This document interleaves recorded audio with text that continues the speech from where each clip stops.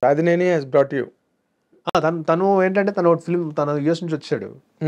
So నేను ఒకటి చేద్దాం అనుకుంటున్నాను, అట్లా కెమెరా చేస్తాను అంటే నాకు ఒక చిన్న డౌట్ ఏంటంటే నేను అప్పుడు డైరెక్షన్ ట్రైల్లోనే ఉన్నాను. కెమెరా జరుగుద్దా లేదా తెలియదు సార్. ఐ థాట్ ఓకే ఏదో ఖాళీగా ఉన్నాం కంటే చేసుకోవడం బెటర్ అని వెంట అయ్యాడు సార్. అది అలా వర్కౌట్ అయింది. ఓకే. సో ఈ మధ్య రోజుల్లో సినిమా కష్టాలు ఏం లేవు మీకు? ఉన్నాయి సార్. అంటే ఆ క్వశ్చన్ మార్క్ ఫేజ్ ఒక 2 years ఉంది. 2.5 years అంతా క్వశ్చన్ మార్క్ ఫేజే. షార్ట్ ఫిల్మ్ తీస్తున్నాము, వస్తుంది ఆపర్చునిటీ వస్తుంది అనిపిస్తుంది, రాదు. అంటే ప్రయత్నాలు ఏమైనా జరిగాయి సార్. చాలా ట్రై చేశాను. ఎక్కడ మిస్ అయ్యారండి? అంటే కథ చెప్పే వరకు కూడా వెళ్ళేది కాదు సార్. అవునా? అంటే కథ ఉంది అంటే ఆబ్వియస్లీ వాళ్ళకి 100లో వస్తుంటాయి కదా సార్ హీరోలు కూడా. అంటే ఎందుకు వినాలి అనే దగ్గర ఆల్వేస్ ఏ క్వశ్చన్ అది. అవును. అది ఆ ఫిల్టరింగ్ సిస్టంలో మనకు అసలు అక్కడ దాకా యాక్సెస్ లేదు. Unless you are recommended by somebody, ఎవరో ఒకరు సిఫార్సు చేసి, అది లేదేమో మీకు. ఆ టైంలో డెఫినెట్గా అసలు నేనే చాలా కన్ఫ్యూజ్డ్ ఉన్నాను సార్. పైగా నేను రాసే కాన్సెప్ట్స్ కూడా చాలా వెరైటీగా ఉండేవి. ఆబ్వియస్లీ అది విన్న వెంటనే ఎవడైనా దీనికి మార్కెట్ లేదని అంటారు, అలా ఉండేవి అప్పుడు. అవును. ఇప్పుడు అట్లీస్ట్ కొంచెం బెటర్ సార్.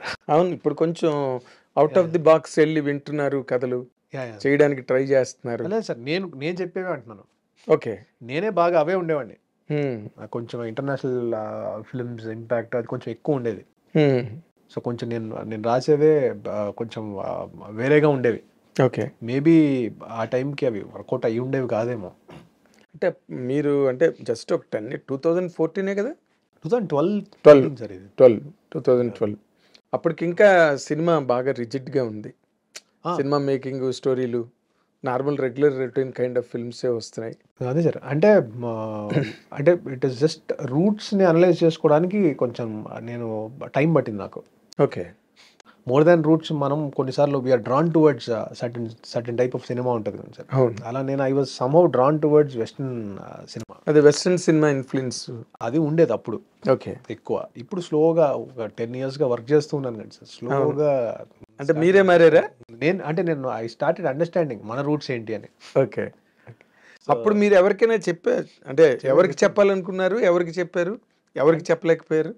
చాలా మందికి ట్రై చేశాను సార్. ఆల్మోస్ట్ అంటే ఆల్ కైండ్స్ ఆఫ్ హీరోస్కి ట్రై చేశాను. అంటే పెద్ద హీరోలు కాకుండా, ఆఫ్ కోర్స్ ప్రాక్టికలీ నాకు తెలుసు అది అవ్వదని. చిన్న హీరోలు అందరికీ ట్రై చేశాను ఆ టైంలో. ఓకే. సో అది ఇట్ నెవర్ మెటీరియలైజ్డ్. ఓకే. చిన్న హీరోలు అంటే ఎవరండి? ఇప్పుడు హ్యాపీ ఫీల్ అవుతారు వాళ్ళందరూ, అరే ఇంత పెద్ద డైరెక్టర్ అయిపోయాడు, పెద్ద. అంటే చిన్న అట్లా అంటే టర్మినాలజీ ఏం లేదు sir. Younger lot. So try చేశాను and it never worked. But luckily తను అడగడం, సరే చేసేద్దాం first stay in the game అనేది ఐ ఆల్వేస్ బిలీవ్ సార్. అవును, గేమ్లోకి వెళ్ళాలి ఏదో ఒకటి. Somehow be in the game, stay in the game and never give up అనేది గట్టిగా ఉంది. సో అది చేస్తూ ఉన్నాను సార్. అది చేస్తూ ఉంటే ఆ సినిమాకి ఒక వర్షన్ రాయడానికి చందు గారు వచ్చారు. చందు కొండేటి గారు, ప్రేమ ఇష్క్ కాదల్ అనే ఫిల్మ్. ఓకే. సో ఆయనతో అలా పరిచయం అయింది. సో ఈ సినిమా అవ్వకముందే నేను కార్తికేయ కూడా మొదలుపెట్టేశాను సార్. అవునా? సో అది వెరీ రేర్గా జరుగుతుంది సార్. ఒక ఫిల్మ్ ఆపర్చునిటీ రావడమే కష్టము. నాకు 2 films ఒకటి రిలీజ్ అవ్వకముందే వచ్చింది.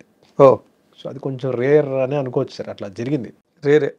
I'm glad that they trusted me. అసలు ఎందుకు ట్రస్ట్ చేశారనే దానికి ఆన్సర్ లేదు. సో అదే చందు మొండేటికి మీకున్న ఆ టైంకి చెప్పాలంటే I have lot of gratitude for him sir. అంటే somebody from outside films experience కూడా లేదు. అదే అసలు you don't belong to this. So నేను ఆ సినిమా చేస్తే బాగుంటుందని ఆయన బిలీవ్ చేయడం అనేది అది same with Pawan, both of them. So వాళ్ళు బిలీవ్ చేయడం వల్ల నాకు మార్గం ఏర్పడింది, సమ్ వే వచ్చింది సార్. అవును, వే ఏర్పడింది. బట్ కార్తికేయ నుంచి మారిందండి మొత్తం సిచ్యువేషన్ అంతా. కార్తికేయ నుంచి ఈవెన్ ప్రేమ ఇష్క్ కాదల్ తర్వాత నుంచే నేను ఫోకస్లోకి వచ్చారు. అంటే అట్లీస్ట్ హ్యాడ్ సమ్ ఫిల్మ్స్. ఖాళీ లేకుండా ఏదో ఒక ఆఫర్ అయితే వచ్చేది. ఇంకేముందండి అసలు ఇమీడియట్గా కార్తికేయ వస్తే. అవును సార్. అంటే కానీ ఇక్కడ ప్రాబ్లం ఏంటంటే సార్, సినిమాటోగ్రఫర్కి ఉండే ప్రాబ్లమ్స్ ఏంటంటే యూజువలీ మాకు టైం బేస్డ్లో ఉంటాయి. మీరు ఖాళీ ఉన్నారా ఈ టైంలో, ఉన్నారంటే అప్పుడు మీకు కథ చెప్తాం, అలా ఉంటుంది సార్. సో అలా ఆ టైంలో మనం వేరే ఏదో ఫిల్మ్ చేస్తూ ఉన్నాం అనుకో, మనం మంచి కథలు మిస్ అయ్యే ఛాన్స్ ఉంటుంది. Okay. So ability to choose అనేది చాలా తక్కువ ఉంటుంది. సో ఎయిదర్ కొన్నిసార్లు వెయిట్ చేసామనుకోండి, ఫర్ ఎగ్జాంపుల్ లేదు మన మంచి కథ మనకు వచ్చేంత వరకు వెయిట్ చేద్దామని చూస్తే అది కొన్నిసార్లు 1-2 years అలా కూడా గ్యాప్ ఎన్నైనా పెట్టేయచ్చు. ఇక్కడ ఆపర్చునిటీని పట్టిన బెగ్గర్స్ హ్యావ్ నో చాయిస్ అంటారు కదా. సో అది ఎగ్జాక్ట్లీ సార్.